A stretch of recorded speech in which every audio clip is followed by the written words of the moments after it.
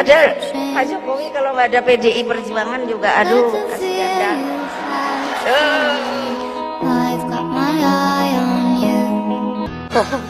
Semoga diberikan keadilan atas praktek-praktek kekuasaan yang tidak benar ini.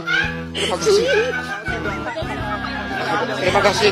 Mengapa PDIP di beberapa daerah mengalami kemunduran, bahkan kalah dalam pertarungan pilkada? Pun kalau ada yang dikategorikan menang, suaranya tidak sesignifikan dari paslon-paslon lain. Artinya, perbandingannya cuma tipis. Ada apa dengan PDIP? Ada apa dengan Jokowi? Apakah benar Jokowi yang ikut menaklukkan PDIP? Kita bahas. Guys, Anda kembali bersama saya lagi Bang Bill. Di video kali ini kita akan membahas bagaimana soal situasi PDIP yang saat ini tidak seperti 10 tahun belakangan, di mana hampir setiap pertarungan pilkada mereka selalu memenangkan kontestasi 5 tahunan tersebut. Kita ketahui bersama, apalagi sejak Jokowi menjadi presiden yang kemudian didaulat oleh PDIP, maka di setiap pilkada, hampir setiap daerah itu pemenang bupati dan wali kota bahkan gubernur itu adalah mereka-mereka yang diusung oleh PDIP. Mengapa dengan 2024? Tidak hanya di pilkada hari ini, bahkan pemilu 2024 kemarin PDIP nyungsep. Paslon yang diusung oleh PDIP justru ketinggalan jauh. Nah, apakah benar ada faktor Jokowi di sini? Saya memastikan itu pasti, itu benar, itu sah-sah saja. Karena memang pengaruh Jokowi sangat kuat ketika kemudian membuat PDI semakin memiliki kekuasaan dan bertengger di papan klasemen yang atas dalam konteks penyelenggaraan kepala daerah dan juga pilpres. Namun setelah kemudian Jokowi meninggalkan PDIP, walaupun secara resmi belum pernah mengeluarkan pernyataan berhenti dari keanggotaan PDIP, tapi hari ini yang kita lihat yang menjadi presiden bukan dari PDIP, yang menjadi kepala daerah walaupun belum ada penetapan secara sah dari KPU, tapi sudah kita bisa lihat bahwa hampir di setiap daerah PDIP yang tadinya memiliki kekuatan justru jauh tertinggal.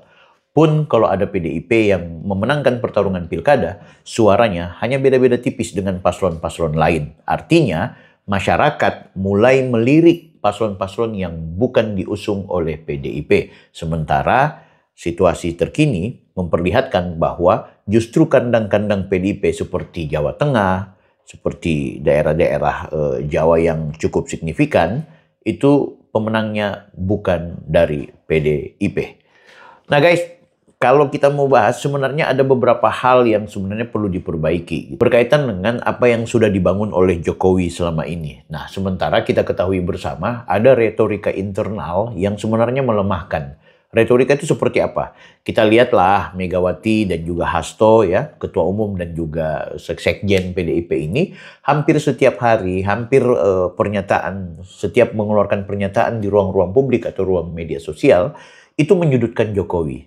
Mereka seolah lupa bahwa Jokowi ini memiliki pasar, ya, memiliki rakyat yang mencintai beliau. Itu terlihat dari hasil kepuasan terhadap kinerja Jokowi itu lebih dari 80%. Maka ketika Jokowi kemudian menghindari PDIP, ikut memenangkan Prabowo dengan caranya, karena di situ ada Gibran, maka kemudian orang beralih untuk tidak lagi melihat PDIP-nya. Karena memang selama ini PDIP mendapatkan kekuatan dan kekuasaan itu juga karena pengaruh Jokowi sejak beliau menjadi presiden.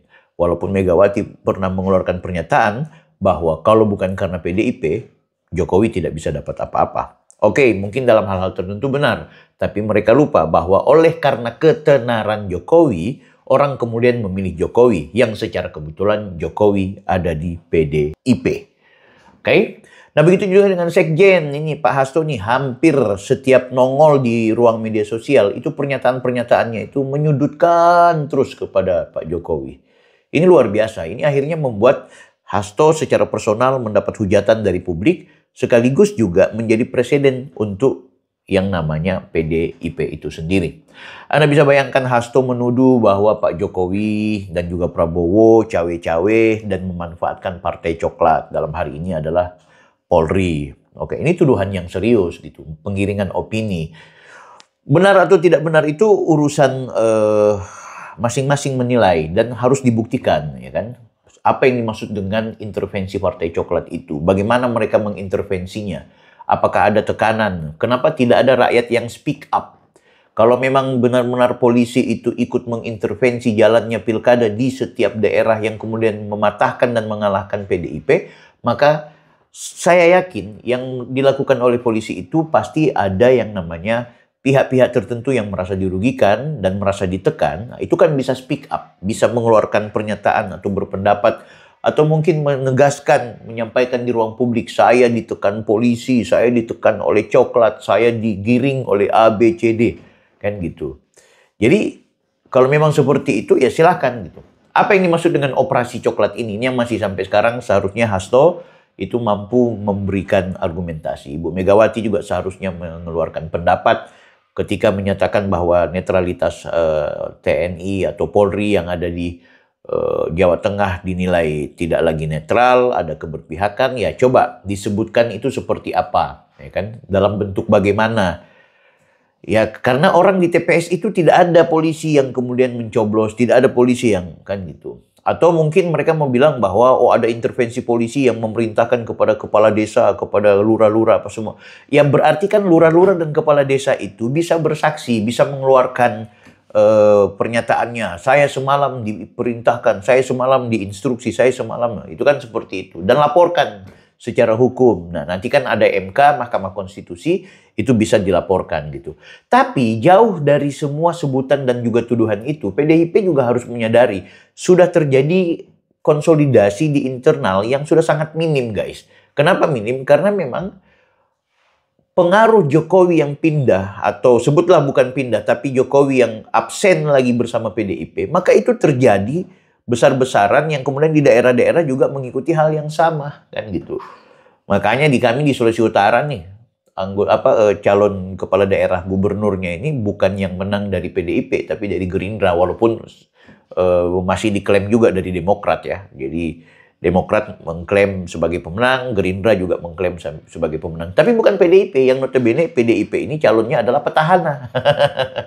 Jadi gitu. Jadi ada perubahan di daerah-daerah, orang sudah sadar, oh iya, toh juga PDIP punya banyak figur-figur yang kemudian menang di legislatif, yaitu karena juga strategi-strategi memenangkan pertarungannya tidak murni dari suara rakyat gitu. Memang tokoh-tokoh elit, tokoh-tokoh yang punya kekuatan logistik bagus, itu masuk semua di PDIP karena merasa ada Jokowi di sana, ada kan seperti itu, sehingga orang berbondong-bondong di PDIP. Jadi figur-figurnya bagus-bagus tuh, sehingga memang rakyat memilih. Tapi untuk memilih presiden dan kepala daerah itu nggak sama dengan memilih caleg, kan gitu. Jadi retorika internal yang melemahkan yang dilakukan oleh Megawati dan Hasto dan juga beberapa petinggi PDIP terhadap Jokowi dan keluarganya, bahkan Prabowo, itu membuat PDIP jadi nyungsep. Yang kedua adalah minimnya konsolidasi internal. Jadi memang pasca jadi konsolidasi itu ada, tapi minusnya ini adalah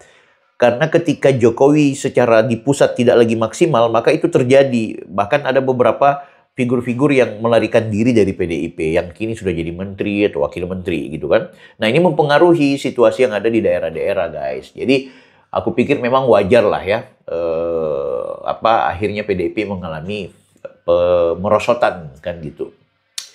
Nah, sebenarnya kalau PDIP mau keluar dari keterpurukan ini, mereka harus melakukan sinergisitas ketimbang membuat rivalitas. Nah, persoalannya kan Pak Hasto tuh di mana-mana teriak-teriak soal ala Jokowi itu ABC Jokowi. Bahkan dia punya disertasi yang memang betul-betul melecehkan Pak Jokowi. Itu kan ya nggak bisa gitu. Maka betul kata Pak Ade Armando, sebaiknya Ibu Megawati istirahat sebagai ketua umum, Pak Hasto juga harus digantikan sebagai sekjen, harus ada revolusi di internal PDIP dan lakukan kegiatan yang disebut dengan sinergisitas. Jadi mendorong kebersamaan, mendorong agenda-agenda politik bersama, bukan gengsi-gengsian gitu. Nah, selama ini kan Ibu Mega polanya pokoknya nggak ada yang benar selain dia lah. Nggak ada yang bisa melakukan apa-apa selain dari perintahnya dia. Tidak boleh melakukan A, B, C, D kalau bukan dari instruksi dia. Jadi itu. Kenapa saya bilang begini ya? Karena Bambang Pacul sendiri sudah bilang, siapa yang berani sama ketum? Ini kan problem, guys. Nah, jadi akhirnya PDIP sayonara ya, memang situasinya PDIP ya. Tapi aku yakin 2029 mungkin PDIP bisa saja bangkit atau mungkin bisa semakin terpuruk gitu. Karena masyarakat sekarang sudah melihat Gerindra, sudah melihat partai-partai baru yang sedang berkembang. Ada yang kemudian hijrah atau mungkin kembali ke Golkar ya. Sementara PDIP itu akan ke depan akan menjadi partai eksklusif kalau tidak melakukan revolusi gitu. Kalau begini terus akan menjadi partai yang susah untuk kemudian mendapat kepercayaan publik secara maksimal gitu. Oh, tapi kan di beberapa daerah menang. Iya, tapi coba hitung baik-baik. Kemenangan itu bukan kemenangan telak kan gitu. Karena memang kalau seandainya PDIP-nya head to head, bisa saja terjadi perubahan maksimal gitu. Oh, di Jakarta kan menang. Lah iya, tapi coba lihat lagi gitu. Apakah kemudian kemenangannya telak atau seperti apa? Dan jangan pernah berpikir kemenangan di Jakarta itu karena PDIP-nya. Ya karena di sana ada figur-figur tertentu yang kemudian mempengaruhi suasana gitu. Kayak Anies Baswedan, kan gitu. Yang PDIP itu kan sebenarnya dari awal nggak tertarik dengan Anies gitu. Tapi Anies daripada dia mau ke Ridwan Kamil yang tentunya di sana yang menjegal. Ya jadi mungkin Anies mempertimbangkan akhirnya udah kita dukung PDIP. Sebenarnya bukan PDIP-nya, Pramono Anung dan juga Rano Karnonya. Bahkan Pramono aja bilang bahwa saya pun dapat menang atau suara saya signifikan dalam artian memenangkan pertarungan sementara ini dalam hitungan cepat, itu karena Jokowi gitu. Nah itu politisi hebat. Pak Mas Pram itu politisi dia tidak mau terjebak dengan problem rivalitas. Dia sampai mengakui kok bahwa Jokowi juga ikut memberikan pengaruh terhadap beliau. Saya belajar dari Jokowi. Jadi itu tuh politisi, jadi bukan main hajar, main membangun semangat rivalitas kan gitu. Ya tapi biasalah orang membangun rivalitas itu juga problem prinsip. Jadi kalau memang sudah seperti itu ya sudah silahkan. Jadi guys silahkan Anda bisa menilai ke depan 2029 apakah akan terjadi suasana yang sama. Dan kita juga belum bisa memastikan bahwa apakah PDIP betul-betul nyungsep secara keseluruhan secara nasional. Karena itu juga harus dipastikan dengan keputusan dari KPU.